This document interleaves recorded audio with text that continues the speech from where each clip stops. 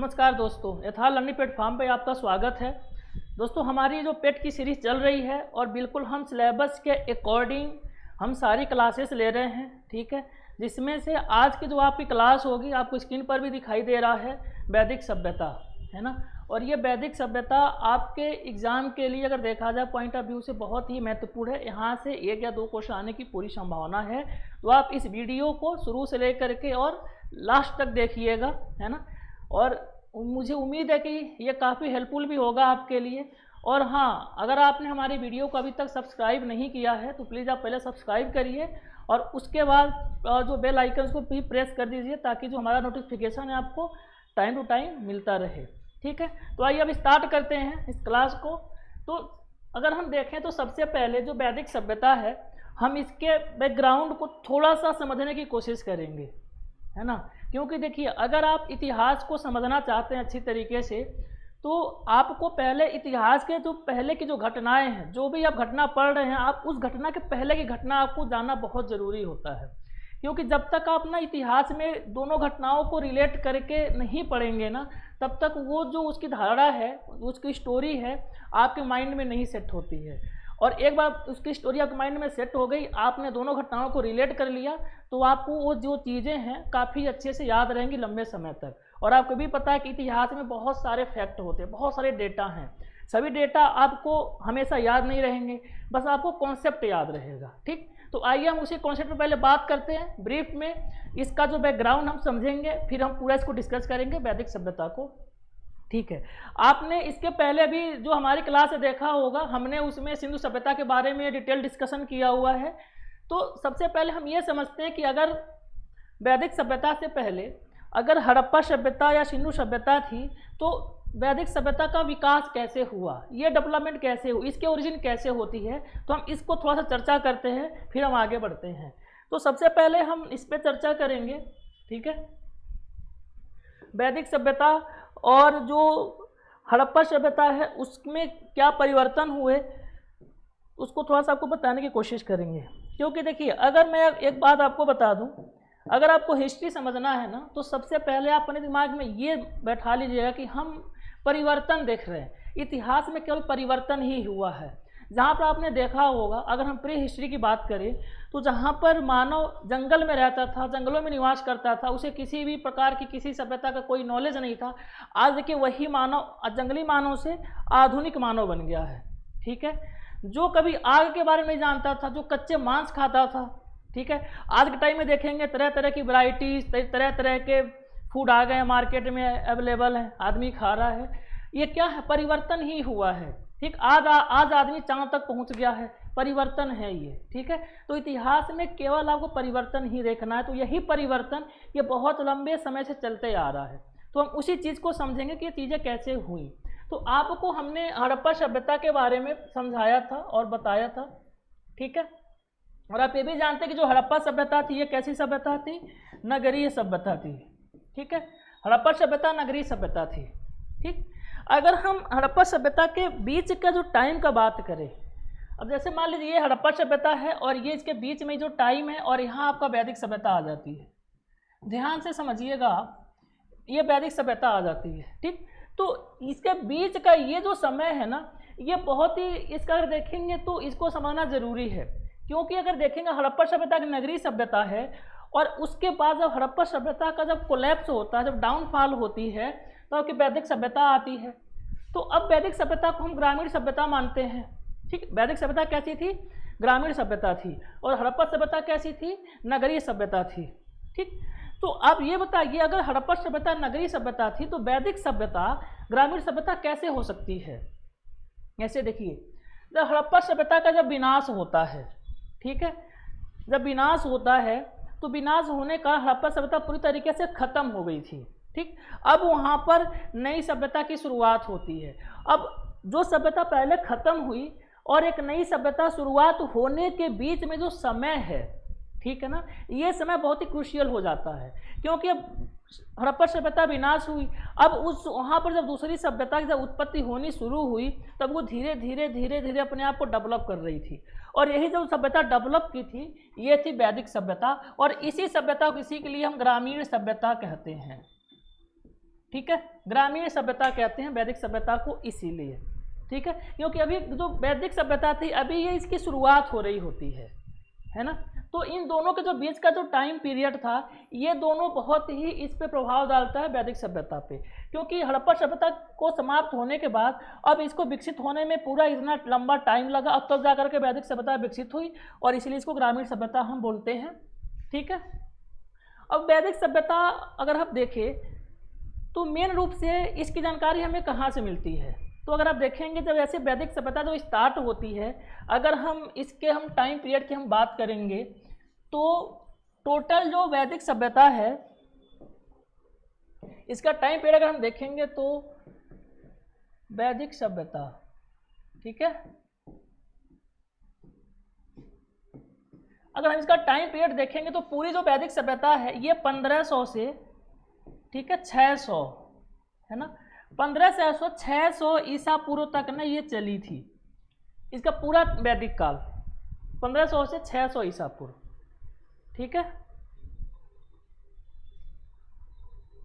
अगर हम वैदिक सभ्यता के विकास की बात करें ये किसके द्वारा हुआ, तो वैदिक सभ्यता जब शुरू हुई ना तो इस टाइम पे जो वेद है ना, वेदों की रचना होनी शुरू हो गई थी, ठीक है, वेदों की रचना होनी शुरू हो गई थी और इस टाइम पे 4 वेद रचे गए थे जो भी आपको पता होगा, इसमें ऋग्वेद, यजुर्वेद, सामवेद और अथर्ववेद है, ठीक है। तो ऋग्वेद में सबसे ज़्यादा इस सभ्यता का उल्लेख मिलता है, वैदिक सभ्यता का उल्लेख किया गया है, ठीक है। और अगर हम देखें तो इसके साथ साथ आप एक और नाम इसमें जानेंगे, आर्य। आर्य कौन थे, देखिए आर्य एक प्रकार की पशुचारक थे, एक प्रकार की जनजातियां थी, ठीक है। तो ये कुछ इतिहासकारों का ये मानना है कि जो हड़प्पा सभ्यता थी उसका कोलैप्स होने का कारण ये है कि आर्य बाद में आए और हड़प्पा जो सभ्यता थी, हड़प्पा जो था उस पर आक्रमण किए और आक्रमण कर करके अब वैदिक सभ्यता को विकसित किए, ठीक है। कुछ इतिहासकारों का ये मानना है कि आर्य थे ये एक जनजाति थे, ये पशुचारक थे और इनका जो निवास स्थान था मध्य एशिया था और ये मध्य एशिया से होते हुए पशुओं को चराते हुए जो अफगानिस्तान और पंजाब का जो एरिया है वहाँ पर आकर के बसे और उस एरिया को कहा गया था सप्त सैंधव प्रदेश कहा गया था। क्यों? अच्छा, वो सप्त सैंधव प्रदेश क्यों कहा गया? और दूसरा जो क्वेश्चन ये है कि वो जो अफगानिस्तान वाला हिस्सा है और पंजाब का हिस्सा है वहीं आकर के क्यों बसे? क्योंकि आप देखेंगे जो पाकिस्तान जो पहले भारत में था और पंजाब, तो उस बीच में जो है आपकी सिंधु नदी बहती थी और वहाँ पे पानी का पूरा अच्छा स्रोत था, ठीक है, जल का अच्छा स्रोत था। अब वो वहीं पर के आकर के बस गए और वहीं पर जब आकर के बसे तो वो अपने आप को विकसित किए और एक प्रकार की जो सभ्यता है वैदिक सभ्यता को उन्होंने डेवलप किया, ठीक है। अगर हम आर्यों की बात करें तो आर्य अपने आप को श्रेष्ठ मानते थे, श्रेष्ठ विद्वान मानते थे और उनकी जो भाषा थी कौन सी थी? उनकी भाषा संस्कृत थी, ठीक है, उनकी भाषा संस्कृत थी, ठीक है। और आर्य अपने आप को श्रेष्ठ मानते थे, ठीक है, उनकी भाषा संस्कृत थी, आर्य अपने आप क्या मानते थे? श्रेष्ठ मानते थे। अगर हम इनको लोकेट करें, ठीक है, अगर हम इनको लोकेट करें तो लोकेशन अगर आपको हम दिखाएं तो वहाँ से और ज़्यादा क्लियर होगा।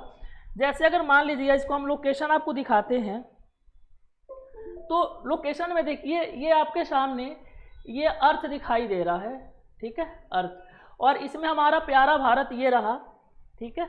इसको हम थोड़ा सा और जूम करते हैं, आपको स्क्रीन पे दिख रहा होगा, ठीक है, इसको हम जूम करते हैं तो अगर हम इसमें देखेंगे तो ये हमारा प्यारा भारत है और ये आपका उत्तरी पश्चिमी ये वाला हिस्सा है, उत्तरी पश्चिमी, ठीक है। आर्य कहाँ रहते थे? ये आपका मध्य एशिया है, ठीक। अब ये यहाँ से इधर की ओर ये प्रस्थान किए और जैसे इधर की ओर प्रस्थान किए ये आपका पूरा ये मध्य एशिया में जो अफगानिस्तान वाला हिस्सा था और ये पंजाब वाला हिस्सा था, यहाँ पर ये आकर के बस गए और यहीं से आपकी सिंधु नदी क्या थी? सिंधु नदी निकल रही थी और यहीं पर आकर के अपने आप को क्या किए? डेवलप किए, ठीक है। देखिए आपको इसके पूरा दिखाई दे रहा होगा ये हिस्सा, इस हिस्से पे आकर के वो बसे और आप देखेंगे तो इसलिए इस हिस्से को सप्त सैंधव प्रदेश कहा गया। क्यों? क्योंकि इस हिस्से में सिंधु के साथ साथ 7 नदियों का उद्गम था, यानी 7 नदियां ऐसे प्रवाहित होती थी और 7 नदियां पाए जाने के कारण इसीलिए इस क्षेत्र को सप्त सिंधु प्रदेश भी कहा गया। तो अब यहाँ से क्वेश्चन कैसे बनेगा, आपसे क्वेश्चन ये बनाएगा कि आर्यों का मूल निवास क्या था, मध्य एशिया था। आर्य कहाँ पर आके बसे थे, पंजाब और अफगानिस्तान। ठीक, अब आर्य जिस स्थान पर आके बसे थे इस स्थान को किस नाम से जाना जाता था, तो सप्त सिंधु प्रदेश। किस नाम से, सप्त सिंधु प्रदेश। ठीक है, तो मुझे उम्मीद है कि आपको पूरा क्लियर हो गया होगा। अब हम अपने टॉपिक पे आते हैं सीधे, है ना। तो हम अपने सीधे टॉपिक पे आएंगे। अब जो हमारा टॉपिक है वैदिक सभ्यता, ठीक है, तो एक ये बेसिक जो था हमने आपको समझाया, आपको समझ में आया होगा। अब हम इस पे वैदिक सभ्यता पर चर्चा करते हैं। अब आपको ये क्लियर हो गया कि वैदिक सभ्यता कैसे आई, इसका विकास कैसे हुआ और वैदिक सभ्यता को विकसित करने वाले कौन लोग थे। ठीक, और वैदिक सभ्यता के बारे में जितने भी महत्वपूर्ण जानकारियां हैं वो हम आपको देंगे। ठीक है, तो अगर हम वैदिक सभ्यता की बात करेंगे तो वैदिक सभ्यता का अगर हम टाइम पीरियड देखें तो ये 1500 से 600 ईसा पूर्व तक माना जाता है। एक बात मैं आपको बता दूं, अब वैदिक सभ्यता जैसे ही आपने इसमें इंटर किया ना, अब इसमें बहुत सारे परिवर्तन होंगे, बहुत सारे परिवर्तन होंगे। हड़प्पा सभ्यता में देखा आपने कोई इसी प्रकार कोई मंदिर नहीं मिले थे, देवी देवता की पूजा नहीं होती थी। हाँ, पशुपतिनाथ की मूर्ति मिली थी तो उसको लोग शिव मान कर पूजा करते थे, लेकिन किसी देवी देवता का उसमें उल्लेख नहीं है। लेकिन जैसे ही आप सिंधु सभ्यता में इंटर करते हैं या वैदिक सभ्यता में आप जैसे ही इंटर करते हैं तो इसमें देवताओं की पूजा होनी शुरू हो जाती है। जैसे आप इंद्र के बारे में जानेंगे, अग्नि आ जाते हैं, इसमें वरुण आ जाते हैं, सोम देवता आ जाते हैं। ठीक, वेदों की रचनाएं होनी शुरू हो जाती हैं। उसके साथ साथ अगर आप देखेंगे तो इसमें नदियों का बहुत मतलब अधिक मात्रा में इसमें मिला हुआ है उल्लेख। ठीक है, तो इस तरीके से हम सभी चीज़ों को हम यहाँ पर देखेंगे और जानेंगे और समझेंगे। तो आइए हम स्टार्ट करते हैं। तो अगर हम देखें तो वेदों का इसमें शाब्दिक अर्थ क्या होता है, ज्ञान होता है। मैंने आपको पहले ही बता दिया है कि वैदिक सभ्यता जब शुरू हुई तो वेद रचे गए थे। ठीक है, और वेदों का जो शाब्दिक अर्थ क्या होता है, ज्ञान। ये बहुत ही महत्वपूर्ण यहाँ से क्वेश्चन बनेगा, आप याद रखिए। कभी एग्जाम में क्वेश्चन पूछा गया है कि वेद का शाब्दिक अर्थ क्या है, ज्ञान है। उसके बाद अगर हम देखें तो भारतीय परंपरा में वेदों को अपौरुषेय कहा गया है। ठीक है, वेदों को भारतीय परंपरा में अपौरुषेय कहा गया है और इसका मतलब ये होता है कि ये जो वेद हैं ये पुरुषों के द्वारा रचे गए हैं। ठीक है, ऋषियों ने रचा है वेदों को, तो वेद जो हैं ये पुरुषों के द्वारा रचे गए हैं। एक चीज़ मैं आपको बता दूं, जो टोटल 4 वेद रचे गए हैं, जैसे ऋग्वेद, यजुर्वेद, सामवेद और अथर्ववेद, इन चारों वेदों को मिला करके ना इनको वेद संहिता कहा जाता है। क्या कहा जाता है, वेद संहिता। ठीक है, चारों वेदों को वेद संहिता कहा जाता है। यहाँ से कई बार एग्जाम में क्वेश्चन बन जाता है आपके। ठीक है, अब आगे बढ़ते हैं। तो वेदों का एक अन्य नाम श्रुति भी है। श्रुति क्यों कहते हैं श्रुति, जैसे देखिए जो वेद थे ना, वेदों का वाचन होता था। वाचन मतलब ये है, कुछ लोग बैठे होते थे और एक वाचनकर्ता होते थे, वो वेदों को वाचन करते थे, पढ़ते थे, पढ़ के सुनाते थे, और जो लोग बैठे होते थे वो उसको सुनते थे और याद करते थे। ठीक है, तो इसीलिए जो वेदों को उसका अन्य नाम क्या है, श्रुति नाम है। ठीक है, बिल्कुल हम टू द पॉइंट यहाँ पर आपको बता रहे हैं और हर इसमें पॉइंट पे एक क्वेश्चन आपके एग्जाम में बनता है। ठीक है, तो बिल्कुल कॉन्सेंट्रेट होकर के वीडियो को अच्छे से आप देखिएगा। फिर देखिए ऋग्वैदिक काल की अगर हम बात करें तो 1500 से 1000 ईसा पूर्व माना गया है। ऐसे देखिए अगर हम वैदिक सभ्यता की बात करें तो इसे 2 पार्ट में हम डिवाइड करते हैं। एक पार्ट आपका ऋग्वैदिक काल है, ठीक है, एक पार्ट आपका ऋग्वैदिक काल है और एक पार्ट आपका उत्तर वैदिक काल है। ठीक है, एक पार्ट आपका उत्तर वैदिक काल है। ठीक, तो जो इसमें जो ऋग्वैदिक काल है, ये जो ऋग्वैदिक काल है, जो ये इसका जो टाइम पीरियड अगर आप देखेंगे तो 15 से उसे 1000 माना गया है। ठीक, और जो उत्तर वैदिक काल है, ये उत्तर वैदिक काल की हम बात करेंगे तो ये माना गया है 1000 से 600। ठीक है, इसको माना गया है 1000 से 600 उत्तर वैदिक काल को। ठीक, तो अब आपको यहाँ पर पूरा क्लियर हो गया होगा। आइए अब आगे बढ़ते हैं। और इसमें अब अगला देखते हैं कि अब इसमें जो ऋग्वेद है, यजुर्वेद है, सामवेद है, इसको क्या कहा जाता है? इन तीनों का जो सम्मिलित रूप है, इन तीनों के सम्मिलित रूप को हम वेद त्रयी कहते हैं। क्या कहते हैं? वेद त्रयी। यानी चारों वेदों को मिला करके वेद संहिता और ऋग्वेद, यजुर्वेद और सामवेद को मिला करके क्या कहते हैं? वेद त्रयी। क्या कहते हैं? वेद त्रयी। याद रखिएगा, यहाँ से क्वेश्चन पूछा जाता है। ठीक है, चलिए उसके बाद अगर हम देखें तो ऋग्वेद में 10 मंडल और 1028 सूक्त का वर्णन है। ऋग्वेद में 10 मंडल हैं और 1028 सूक्त हैं। तो यहाँ से क्वेश्चन आपके पूछा जाता है। तो आइए कुछ इसमें मंडलों के नाम दिए हुए हैं और किस मंडल को किस ऋषि ने रचा था या लिखा था उस पर हम चर्चा कर लेते हैं। यहाँ से क्वेश्चन अब एग्जाम में पूछा जाता है। ठीक है, तो आइए उसको देखते हैं हम। अब एक और कॉलम में देख रहे होंगे कि आप ऋषि है और एक कॉलम में मंडल।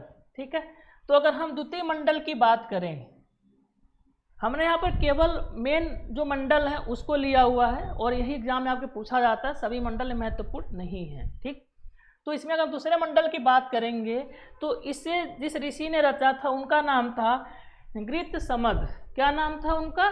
गृत्समद। ठीक है, चलिए उसके बाद अगर हम देखें तो जो तृतीय मंडल था ये बहुत महत्वपूर्ण है। ठीक, तृतीय मंडल बहुत महत्वपूर्ण है और इसे किसने रचा था? विश्वामित्र ने। किसने? विश्वामित्र ने। उसके बाद अगर हम चतुर्थ मंडल की बात करें और चतुर्थ मंडल किसने रचा था? वामदेव ने। किसने? वामदेव ने। ठीक है, चलिए आगे हम आते हैं तो और जो मंडल है इसी क्रम में देखते हैं। 5वां मंडल लिया हुआ है, तो 5वां मंडल के रचनाकार कौन से ऋषि थे? अत्रि। क्या नाम था इनका? अत्रि नाम था। और 6ठ मंडल किसने रचा था? भारद्वाज ने। ठीक, भारद्वाज ने 6ठ मंडल की रचना किया था। और जो 7वां मंडल है, 7वां मंडल का रचना किसने किया था? वशिष्ठ ने। ठीक, 7वें मंडल के रचनाकार कौन से ऋषि थे? वशिष्ठ, ऋषि वशिष्ठ। ओके, चलिए अब आगे बढ़ते हैं हम। और अगला हमारा जो पॉइंट है कि वैदिक काल में व्यवसाय किस पर आधारित था? वर्ण व्यवस्था पर आधारित था। देखिए मैंने आपसे पहले ही बोला है कि जैसे ही जब वैदिक सभ्यता आप पढ़ेंगे तो वैदिक सभ्यता में बहुत सारे परिवर्तन देखने को मिलते हैं और ये एक परिवर्तन सबसे महत्वपूर्ण परिवर्तन होता है कि अब जैसे ही वैदिक काल आता है, और वैदिक काल में भी हमने आपको बता दिया कि वैदिक काल 2 पार्ट में डिवाइड था, एक ऋग्वैदिक काल था, एक उत्तर वैदिक काल था। तो ऋग्वैदिक काल में अब यहाँ पर एक वर्ण व्यवस्था एक बन जाता है और वो जो वर्ण व्यवस्था होता है ऋग्वैदिक काल में ये किस पर आधारित होता है? व्यवसाय पर आधारित होता है।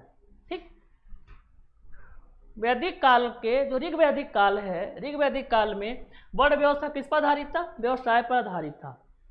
लेकिन जैसे ही जब आप उत्तर वैदिक काल में इंटर करते हैं तो अब ये जो वर्ण व्यवस्था है ना, अब ये व्यवसाय पर आधारित नहीं रह जाता, अब ये किस पर आधारित हो जाता है? जन्म पर आधारित हो जाता है। ठीक है, जन्म पर आधारित हो जाता है। समझ में आ रहा है आपको? तो ये याद रखिएगा कि ऋग्वैदिक काल में जो वर्ण व्यवस्था थी ये व्यवसाय पर आधारित थी और उत्तर वैदिक काल में जो वर्ण व्यवस्था थी वो जन्म पर आधारित थी। ठीक है, चलिए उसके बाद अगर हम देखें तो इसमें जो ऋग्वेद का अगर हम देखें जो 10वां मंडल है, 10वें मंडल में इन्हीं चारों वर्णों का वर्णन किया गया है।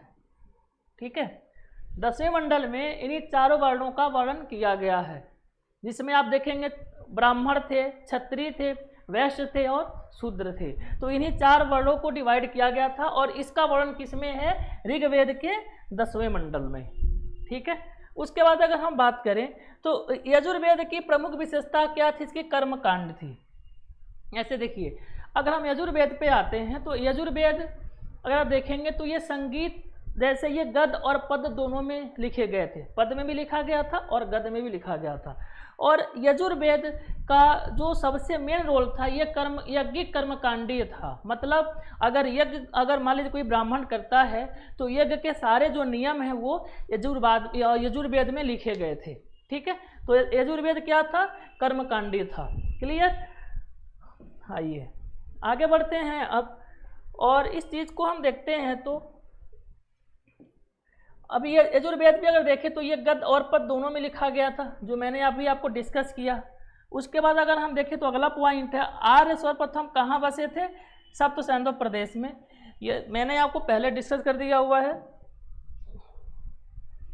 चलिए, 10 राग युद्ध पौरुषणी, यानी पौरुषणी का जो नदी है उसका नाम था रावी। यानी 10 राग युद्ध जो है पौरुषणी यानी रावी नदी के तट पर सुदास और 10 जनों के बीच हुआ था। ये बहुत महत्वपूर्ण यहाँ से क्वेश्चन बनता है आपका कि 10 राग युद्ध किस नदी पर लड़ा गया था? तो पौरुषणी नदी पर लड़ा गया था। पौरुषणी नदी को अगर हम देखें आज के टाइम में कौन सी नदी उसे बोलते हैं? रावी नदी। कौन सी नदी? रावी नदी। ठीक है। और ये किनके किनके बीच हुआ था? तो एक राजा थे सुदास और 10 जन थे, और उन्हीं दोनों के बीच युद्ध हुआ, जिसमें जो सुदास राजा थे इनका विजय हुआ था। ठीक है, ये जीते थे 10 राग युद्ध को, 10 जनों की हार हुई थी। ठीक है। चलिए, उसके बाद है ऋग्वैदिक काल की सबसे प्रमुख नदी कौन सी थी? सिंधु नदी थी। मैंने आपको पहले ही बोल दिया है कि ऋग्वैदिक काल जब पढ़ेंगे, वैदिक सभ्यता पढ़ेंगे, तो यहाँ पे बहुत सारी नदियों का क्या होता है? उल्लेख होता है। और इसमें सबसे जो महत्वपूर्ण नदी थी वो थी कौन? सिंधु नदी थी। ठीक है, क्योंकि सिंधु नदी का अगर आप देखेंगे तो वैदिक सभ्यता में कई बार वर्णन किया गया है। ठीक है, कई बार वर्णन किया गया है, तो इसलिए इसको प्रमुख नदी माना जाता था, सिंधु नदी को। अगर हम बात करें ऋग्वैदिक काल की जो सबसे पवित्र नदी थी, ये कौन सी नदी थी? ये थी आपकी सरस्वती नदी। सरस्वती नदी सबसे पवित्र नदी थी वैदिक काल की। और सबसे महत्वपूर्ण नदी कौन सी थी? सिंधु नदी थी। तो अब इन शब्दों को थोड़ा क्लियर करिएगा, कंफ्यूज नहीं हो जाएगी तो उल्टा हो जाएगा दोनों में। ठीक है, और इसीलिए सिंधु और सरस्वती नदी को नदी तमा कहा जाता था। नदी तमा का मतलब ये होता था कि सरस्वती को ना नदी का माता माना जाता, माता कहा जाता था। तो इसका एक शब्द मिलता है हमें, नदी तमा। इस पर भी क्वेश्चन बन चुका है। ठीक है, कि वैदिक काल में किस नदी को नदी तमा कहा गया है, या वैदिक काल में किस नदी के लिए नदी तमा शब्द का उल्लेख किया गया है? तो वो है आपका सरस्वती नदी। ठीक है, चलिए आगे हम आते हैं और देखें तो अथर्ववेद को सबसे बाद का वेद कहा जाता है। ठीक है, सबसे प्राचीन वेद कौन सा है? ऋग्वेद है। ठीक, और सबसे बाद का वेद कौन सा वेद है? अथर्ववेद कहा जाता है। तो इस चीज को आप याद रखिएगा। फिर अथर्ववेद का संबंध जादू टोना तथा अंधविश्वास से है। अथर्ववेद में जादू टोना का उल्लेख किया गया है। बहुत सारे अंधविश्वास जो हैं उसमें बहुत सारे नियम बनाए गए हैं, तो उनमें पूरा उल्लेख है। उसके बाद देखें तो आर्यों का प्रारंभिक जीवन क्या था? पशुचारक था। जो भी मैंने आपको डिस्कस किया कि जो आर्य थे ये क्या थे? ये पशुचारक थे। पशुओं को चराते हुए आए और बसे और अपनी एक सभ्यता का विकास किए जो वैदिक सभ्यता कहलाई। ठीक, उसके बाद हम देखें तो देखिए यहाँ पर एक पॉइंट आया कि ऋग्वेद में कुल 21 यानी 21 नदियों का उल्लेख किया गया है। ठीक है, कितने नदियों का? 21 नदियों का याद रखिएगा। ये क्वेश्चन पूछ सकता है नंबर कि ऋग्वेद में कितनी नदियों का उल्लेख किया गया है? 21। कितना? 21। और उसमें से हम देखेंगे तो कुछ प्रमुख नदियां हैं। ठीक है, यहाँ से क्वेश्चन कैसे बनता है? तो देखिए जितनी भी आपकी जो प्रमुख नदियां हैं वैदिक काल में ना, तो उनका ये पूछेगा कि जो प्राचीन नाम है तो उसे आधुनिक जो नाम है आज के टाइम में किस नाम से जाना जाता है, या फिर इसका प्राचीन नाम क्या था। तो आपको प्राचीन नाम और आधुनिक नाम ये दोनों आपको पता होना चाहिए। यहाँ से क्वेश्चन आपका बनता है ऋग्वैदिक नदियों के बारे में। आइए इस पर चर्चा करते हैं। तो ऋग्वैदिक कालीन नदियाँ कौन कौन सी नदियाँ हैं? तो इसमें अगर हम देखें तो प्राचीन, इधर प्राचीन नाम है नदियों का और इधर आधुनिक नाम दिया हुआ है। ठीक है, तो अगर हम देखें तो क्रूमू जो नदी है इसका आधुनिक नाम क्या है? कुर्रम नदी है। ठीक है, कुर्रम नदी। उसके बाद कुंभा नदी प्राचीन नाम था इसका ऋग्वेद में, ऋग्वैदिक काल में। लेकिन अगर हम आधुनिक नाम में देखेंगे तो कुंभा को काबुल कहा जाता था। और ये दोनों नदियाँ जो कुर्रम और काबुल यानी जो क्रूमू और कुंभा है, ये कहाँ बहती थी? अफगानिस्तान में। ठीक है, ये भी एग्जाम में कई बार क्वेश्चन पूछा जा चुका है कि अफगानिस्तान की कौन सी नदियां थी जो ऋग्वैदिक काल में उसका उल्लेख किया गया है। तो 2 नदियां, क्रोमो और कुंभा। तो आप इसे याद रखिएगा, या फिर ऐसे याद रखिएगा, कुर्रम या काबुल। ठीक है, चलिए अब आगे देखते हैं कौन सी नदी है, वितस्तता। ठीक, इसे हम आधुनिक नाम में कहते हैं झेलम नदी, जो आपके जम्मू कश्मीर साइड में बहती है, झेलम नदी। ठीक, उसके बाद अस्कनी, और इसका जो आधुनिक नाम हम देखें तो चिनाब था, यानी चिनाब का प्राचीन नाम क्या था, अस्कनी, और अस्कनी का जो आधुनिक नाम क्या है, चिनाब है। ठीक है, परुषणी, परुषणी नदी का जो आधुनिक नाम है ये है क्या है, रावी। रावी का प्राचीन नाम क्या था, परुषणी, है ना। तो ये कुछ महत्वपूर्ण नदियां थी। आगे और भी हैं, उसको हम देख लेते हैं। जैसे सतुद्री, सतुद्री का आधुनिक नाम क्या है, सतलज। आज की जो सतलज नदी है उसे हम प्राचीन नाम से सतुद्री के नाम से जानते थे। ठीक, विपाशा, व्यास नदी, व्यास नदी को विपाशा के नाम से जानते हैं। अगर आपको विपाशा याद ना हो उसका प्राचीन नाम, तो विपाशा वसु जो आपकी एट्रिक्स हैं, तो वहाँ से उनको नाम आप याद कर सकते हैं, विपाशा वसु से। यानी व्यास का प्राचीन नाम क्या है, विपाशा। ठीक है, सदी नारा, सदी नारा का अगर हम देखें तो गंडक आज के टाइम पे इसका नाम है आधुनिक नाम। दृश्यद्वती, और इसका आधुनिक नाम क्या है, घग्घर। घग्घर नदी को हम दृश्यद्वती के नाम से जानते थे। उसके बाद अगर हम देखें तो गोमती, और गोमती का आधुनिक नाम क्या है, गोमल। ठीक है, उसके बाद सुस्वस्तु का अगर हम देखें तो इसका आधुनिक नाम है क्या, स्वात। क्या नाम है, स्वात। चलिए आगे बढ़ते हैं, और एक जो अंतिम नदी है सिंधु नदी, और इसे हम सिंध के नाम से जानते थे इस नदी को। ठीक है, ओके, चलिए उसके बाद जो हमारा अगला जो पॉइंट है ये है कि ऋग्वैदिक काल में कुछ प्रमुख संस्थाएं थीं और ये किस तरीके से काम करती थी, इसमें हम चर्चा करते हैं। तो आप देखेंगे तो ऋग्वैदिक काल में 3 कुछ प्रमुख संस्थाएं थी, और जिसमें एक थी सभा, दूसरा समिति, और तीसरा विदत। ठीक है, विदत को सबसे प्राचीन संस्था कहा जाता था। ठीक है, सबसे प्राचीन संस्था कहा जाता था विदत को, है ना। विदत को सबसे प्राचीन संस्था कहा जाता था। और अगर हम सभा और समिति की बात करें तो ये दोनों जो संस्थाएं थी ना, ये राजा के चुनाव में, राजा के जो भी महत्वपूर्ण कार्य होते थे उसमें मुख्य अदा निभाते थे या मुख्य रोल निभाते थे। जैसे आप देखेंगे तो ये जो सभा होती थी ना, ये श्रेष्ठ लोगों की संस्था थी सभा। इसमें श्रेष्ठ लोग रहते थे, कुलीन लोग रहते थे, और मिल करके उसका निर्माण करते थे। जैसे आज के टाइम में, वर्तमान टाइम में आप देखेंगे तो जैसे आपका पार्लियामेंट यानी संसद है, ठीक, और संसद में 2 सभा है, एक आपका लोकसभा, एक आपका राज्यसभा। तो ये दोनों मिल करके किसी भी कानून को इम्प्लीमेंट करना होता है, कानून को बनाते हैं, जो भी अपना विधेयक पास करते हैं, जो भी कानून होता है कार्य करते हैं। तो इसी तरीके से उस टाइम पे सभा और समिति 2 संस्थाएं थी। सभा थी ये श्रेष्ठ लोगों की संस्था थी, और समिति जो थी ये आम जो लोग होते थे, ठीक, आम लोग जो होते थे, ठीक है, तो उनकी ये संस्था थी समिति। तो ये मुझे उम्मीद है कि आपको तीनों क्लियर हो गया होगा। चलिए आगे बढ़ते हैं हम। अगर हम देखें तो ऋग्वेद में इंद्र का जो प्रयोग है ये सर्वाधिक बार हुआ, कितना, 250 बार प्रयोग किया गया है। और ऋग्वेद में इंद्र जो देवता थे ये सबसे महत्वपूर्ण देवता माने जाते हैं। ठीक है, और अगर हम देखेंगे तो इंद्र का अगर यूज है या प्रयोग है, कितनी बार किया गया उल्लेख, 250 बार उल्लेख किया गया है इंद्र का। उसके बाद हम देखें तो ऋग्वेद में गाय सबसे महत्वपूर्ण पशु थी। ठीक है, गाय को सबसे महत्वपूर्ण पशु माना जाता था। क्यों? क्योंकि देखिए गाय दूध देती थी और ये आ रहे थे पशु चारक, तो इसीलिए गायों को ये चराते थे। ठीक है, तो गाय सबसे महत्वपूर्ण पशु बन गई थी वैदिक काल में, है ना।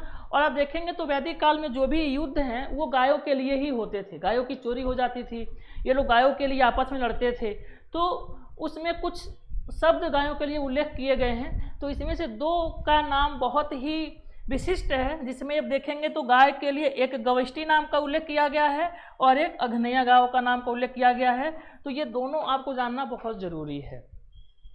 ठीक है, तो अब गविष्टि मतलब क्या होता है, कई बार एग्जाम में यहीं से क्वेश्चन पूछ दिया है कि ऋग्वेद में या वैदिक काल में गविष्टि शब्द का क्या मतलब होता था या क्या अर्थ होता था। या फिर गविष्टि शब्द किसके लिए प्रयोग किया गया था? तो याद रखिएगा गविष्टि शब्द गाय के लिए प्रयोग किया जाता था और गविष्टि का मतलब होता था कि गाय के लिए युद्ध। गविष्टि शब्द का मतलब क्या होता था? गाय के लिए युद्ध। ठीक है। अब दूसरा जो शब्द था अघन्या, तो अघन्या का मतलब होता था कि गाय को न मारना। अघन्या का मतलब होता था कि गाय को न मारना। तो ये दोनों शब्द महत्वपूर्ण थे गायों से संबंधित। तो आगे हम और देखते हैं। अब देखिए आपके जो प्राचीन इतिहास है, यहाँ से जानते हैं कुछ क्वेश्चन वैदिक सभ्यता से ऐसे पूछे जाते हैं कि जैसे मान लीजिए प्राचीन टाइम पे जो शब्द जिसके लिए यूज किए जाते थे, तो आपको इसको याद रखना है कि वैदिक टाइम पे इस शब्द को क्या कहते थे, यहाँ से क्वेश्चन बनता है। ठीक है। तो वैदिक कालीन जो शब्दावली है, आप उसमें जो महत्वपूर्ण शब्दावलियाँ हैं, तो आपको उसको विशेष रूप से ध्यान देना होगा। यहाँ से एक क्वेश्चन आपके एग्जाम में हो सकता है कि पूछ लिया जाए। ठीक है। चलिए अब उसमें हम देखते हैं। एक शब्द आपका है लांगल। लांगल का क्या मतलब होता था? हल। हल जो होता था उस टाइम उसको लांगल कहा जाता था। ठीक है। वृष, और वृष का जो मतलब होता था बैल। ठीक है। बैल को लोग वृष कहते थे। ठीक है। और उर्वरा, उर्वरा का मतलब क्या होता था? जूते हुए खेत। जूते हुए खेत को उर्वरा कहा जाता था। ठीक है।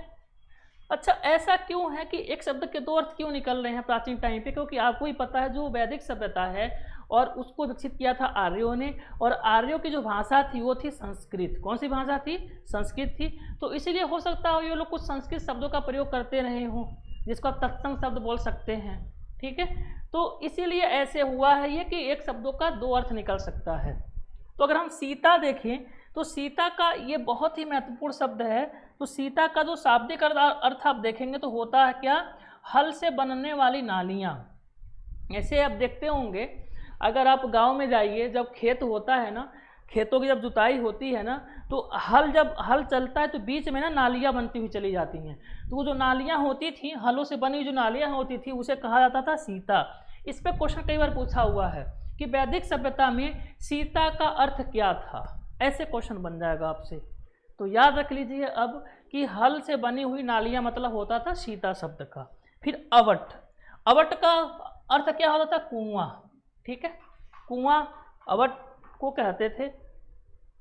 उसके बाद देखें तो करिश, करिश का मतलब होता है जो गोबर, यानी गोबर की जो खाद होती थी उसे जो वैदिक सभ्यता के लोग थे वो क्या कहते थे? करिश कहते थे। और हम व्रीहि, ये बहुत महत्वपूर्ण है, पर इसको स्टार बना लीजिएगा इस शब्द को। ठीक है। स्टार मान लीजिएगा। व्रीहि का मतलब होता था चावल। क्या होता था? चावल। एक मैं इसमें एक चीज़ और ऐड ऑन कर देता हूँ, या फिर क्वेश्चन के माध्यम से आपसे मैं पूछ लेता हूँ, इसका आंसर आप जरूर बताइएगा, हमें कमेंट बॉक्स में बता सकते हैं कि गोधूम का प्राचीन नाम क्या था? सॉरी, गोधूम तो प्राचीन नाम ही है। ठीक है। गेहूँ को अगर हम गेहूँ अगर होता था तो उसको हम प्राचीन नाम के जानते थे, गोधूम के नाम से जानते थे। ठीक है। गेहूं को क्या जानते थे? किस नाम से? गोधूम के नाम से जानते थे। ठीक है। गोधूम, गोधूम के नाम से जानते थे गेहूं को, गोधूम। ठीक है। प्राचीन समय में। तो यहाँ से क्वेश्चन आपसे बन सकता है। तो चावल का जो है व्रीहि और गेहूं का गोधूम, आप ये याद रखिएगा। ओके, समझ में आ रहा है आप लोगों को कि नहीं आ रहा? ठीक है। आगे बढ़े, चलिए आगे बढ़ते हैं।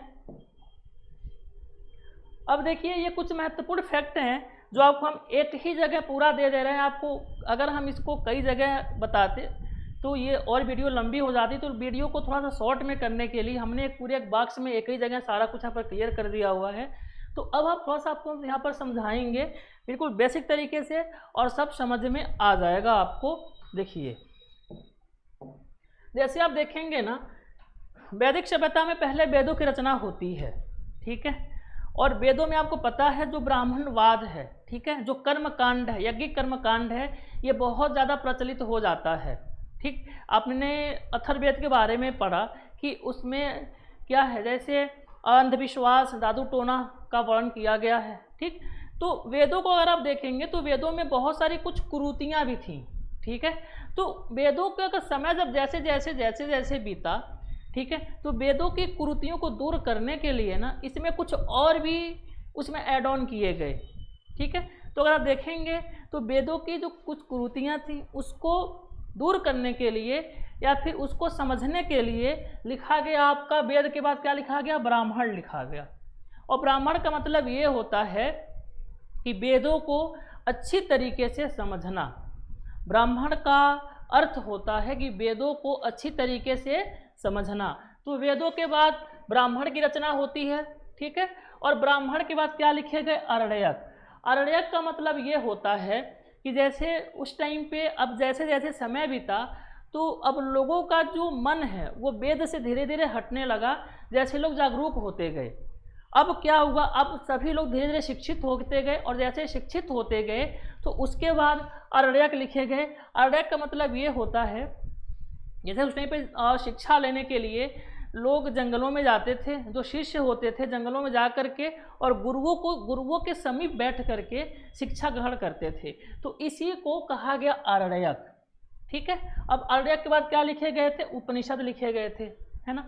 उपनिषद का अगर आप शाब्दिक अर्थ देखेंगे तो उपनिषद का जो शाब्दिक अर्थ होता है, इसका मतलब होता है दर्शन। क्या मतलब होता है, दर्शन। इस पर कई बार एग्जाम में क्वेश्चन पूछ चुका है, दर्शन, है ना। तो उपनिषद का शाब्दिक अर्थ क्या होता है, दर्शन। ठीक है, उसके बाद हम देखें तो अब इसमें बहुत सारे उपवेद भी लिखे गए थे। ये पुरोहित क्या थे, जो वेदों को पढ़ के सुनाते थे लोगों को, उसे पुरोहित कहा जाता था। ठीक है, तो इन्हीं सब पे हमको चर्चा करना है। अब देखते हैं वेद पे आते हैं। वेद में कौन सा वेद है, ऋग्वेद है। अगर हम ऋग्वेद के ब्राह्मण की बात करें तो अतरेय और कौशितकी, ये दोनों जो है ब्राह्मण हैं किसके, ऋग्वेद के। उसके बाद अगर हम आरण्यक की बात करें तो आरण्यक में ऋग्वेद के दो आरण्यक, एक है ऐतरेय और एक है कौशितकी। फिर हम अगर उपनिषद की बात करेंगे ऋग्वेद के तो ऐतरेय और कौशितकी, यानी ऋग्वेद में अगर हम देखें तो ब्राह्मण, आरण्यक और उपनिषद ये तीनों एक ही है। कौन, ऐतरेय और कौशितकी। क्लियर, ठीक है। अगर हम पुरोहित को बात करें तो ऋग्वेद का जो वाचन करता होता था, ठीक है, उसे क्या कहा जाता था, होत्री कहा जाता था। और ऋग्वेद के अगर हम उपवेद की बात करें तो ऋग्वेद का जो उपवेद था वो था आयुर्वेद। ठीक, ऋग्वेद का उपवेद क्या है, आयुर्वेद है। ऋग्वेद के पुरोहित या वाचन करता हो क्या कहते हैं, होत्री। क्या कहते हैं, होत्री। ठीक है, चलिए अब हम आते हैं सामवेद पे। सामवेद, इसका अगर हम देखें तो जो ब्राह्मण था ये था तांडय और षड्विश, तांडय और षड्विश। ठीक है, और आरण्यक क्या था सामवेद का, छंदोग्य और जैमिनी। छंदोग और जैमिनी सामवेद का ये आरण्यक है। ठीक है, अगर हम उपनिषद की बात करेंगे तो सामवेद का जो उपनिषद है ये है छंदोग्य उपनिषद और जैमिनी उपनिषद। छंदोग्य उपनिषद और जैमिनी उपनिषद किसके उपनिषद हैं, सामवेद के। अगर हम सामवेद के पुरोहित की बात करेंगे तो जो वाचन करता होता था सामवेद का उसे हम कहते थे उद्गाता। और सामवेद का जो उपवेद है ये क्या है, गंधर्व वेद। क्या है, गंधर्व वेद। आइए अब तीसरा जो हमारा है यजुर्वेद, इस पे चलते हैं। अगर हम यजुर्वेद के ब्राह्मण की बात करेंगे तो यजुर्वेद का जो ब्राह्मण था ये था तैत्तिरीय और शतपथ, ये दोनों यजुर्वेद के ब्राह्मण हैं। और इसमें क्या आरण्यक की बात करेंगे तो तैत्तिरीय और शतपथ भी आरण्यक ही हैं। ठीक है, अगर हम उपनिषद देखें तो उपनिषद में अगर हम बात करेंगे, अगर हम उपनिषद में बात करेंगे तो उपनिषद यजुर्वेद कौन कौन से हो जाएंगे, तैत्तिरीय, छंदोग्य उपनिषद और बृहदारण्यक उपनिषद। ठीक, छंदोग्य उपनिषद और बृहदारण्यक उपनिषद। उसके बाद क्या है, ईशोपनिषद। इस पर भी क्वेश्चन बन चुका है कि ईशोपनिषद किस वेद का उपनिषद है, तो ये है आपका यजुर्वेद। ठीक है, अगर हम यजुर्वेद के उपवेद की बात करेंगे तो यजुर्वेद का जो उपवेद है ये क्या है, धनुर्वेद। क्या है, धनुर्वेद। अगर हम अथर्ववेद देखें और अथर्ववेद के ब्राह्मण को देखें तो अथर्ववेद का जो ब्राह्मण है ये है गोपथ। अथर्ववेद का भी ब्राह्मण कई बार यहाँ से क्वेश्चन बन चुका है। ठीक, तो अथर्ववेद का ब्राह्मण कौन सा है, गोपथ है। और अगर हम अथर्ववेद के आरण्यक की बात करेंगे तो इसमें कोई भी आरण्यक नहीं है, है ना। और हम अथर्ववेद की अगर उपनिषद की बात करें तो अथर्ववेद का जो उपनिषद है वो है एक उपनिषद, क्या नाम है इसका, मुंडकोपनिषद। क्या है, मुंडकोपनिषद। और इसी मुंडकोपनिषद से सत्यमेव जयते लिया गया है। ठीक है, सत्यमेव जयते का जो उल्लेख है वो है मुंडकोपनिषद में। ठीक, और अथर्ववेद के पुरोहित को अगर हम देखें तो अथर्ववेद के पुरोहित को क्या कहा जाता था, ब्रह्मा। क्या कहा जाता था, ब्रह्मा। ठीक है, उसके बाद हम शिल्प वेद बात करें तो शिल्प वेद उपवेद है किसका, अथर्ववेद का। अथर्ववेद का उपवेद क्या है, शिल्प वेद। अथर्ववेद का उपवेद क्या है, शिल्प वेद। ठीक है, तो दोस्तों अगर हम देखें तो ये हमारा जो आज का क्लास था वैदिक सभ्यता का बहुत ही महत्वपूर्ण क्लास था और मुझे उम्मीद है कि आपको काफ़ी बेहतर लगा होगा। ये आज की हमारी क्लास आपको कैसी लगी आप कमेंट बॉक्स में ज़रूर बताइएगा। ठीक है, और वीडियो को हमारे शेयर भी करिए और अगर अभी आपने सब्सक्राइब नहीं किया हुआ है तो प्लीज़ उसको सब्सक्राइब भी करिए। ठीक है, और ऐसे ही जितने आपके सिलेबस में टॉपिक मेंशन किए हुए हैं, जीएस का लगभग 50 क्वेश्चन, ठीक है, 50 नंबर का जीएस से आपको क्वेश्चन मिलेगा, 50 नंबर। और जीएस में पूरा 50 जो क्वेश्चन ये कंप्लीट कराऊंगा और इसके साथ साथ जो मैथ है, रीजनिंग है और हिंदी है ये भी आपको वीडियो आगे देखने को मिलेंगी पेट के लिए। ठीक है, तो आप अगर हमारी केवल वीडियो को ही बस फॉलो करते हैं ना तो ये उम्मीद मानिए आपका अच्छा खासा आप स्कोर करेंगे पेट में। और आपको पता है इस बार पेट में ना बहुत ही कंपटीशन रहने वाला है। ठीक है, आपने देखा कि इसके पहले जो पेट का एग्ज़ाम हुआ है तो अभी केवल उसमें एकमात्र वैकेंसी आई है जो अच्छी खासी अगर हम देखें तो इस हिसाब से ठीक ठाक है कि जो वैकेंसी है लेखपाल की वो भी अभी उसका एग्ज़ाम नहीं हुआ, पोस्टपोन होते रह रहा है। ठीक, इसके अलावा इसके पहले जो पेट हुआ था अगर हम लेखपाल को छोड़ दें तो कोई ऐसी कोई वैकेंसी नहीं हुई है जो पेट के थ्रू हुई हो। तो ये उम्मीद लगाया जा रहा है कि जैसे जो अभी ये जो सेकेंड जो पेट का एग्ज़ाम है अगर ये टाइम से कंडक्ट हो जाता है तो हो सकता हो वैकेंसी आने की संभावना है। तो इसीलिए अगर आप अच्छे से तैयारी नहीं करेंगे तो अगर आपका स्कोर कम हो गया तो आप शायद अगर पेट के थ्रू जो वैकेंसी आए आप उसमें बाहर हो जाएं। तो इसलिए आप थोड़ा गंभीर हो जाइए, अपने एग्ज़ाम को लेकर के सीरियस हो जाइए। अभी आपका बहुत समय है और हम आपके साथ पूरी तरीके से लगे हुए हैं। आप केवल हमारी वीडियो को ही फॉलो करिए। ठीक है, इसके अलावा कहीं आपको जाने की ज़रूरत नहीं है, सारा कुछ आपको यहीं पर मिल जाएगा एक ही साथ एक चैनल पे। ठीक है, तो हम फिर आपसे आगे मिलेंगे अगले टॉपिक के साथ। तो आज के लिए हमारा वीडियो देखने के लिए आपको धन्यवाद।